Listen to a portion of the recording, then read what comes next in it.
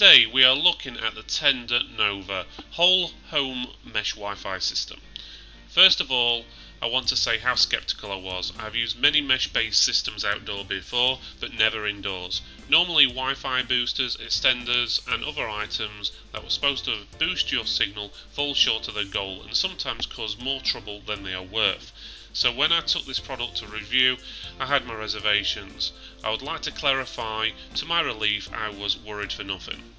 The Tenda Nova comes with 3 cubes. To set them up, all you have to do is plug one cube directly into your home/office router, and the other 2 cubes need to be plugged into different areas of your home, within 45 feet of each other. Then you will need to connect your computer or devices via Wi-Fi to the Novas, and that is it. It is as simple as that. Very simple to set up.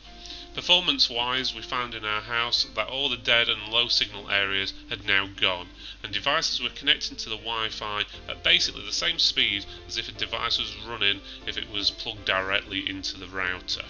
Very impressed with the product. If you would like to read more, please visit www.techfortex.co.uk or click the link in the description.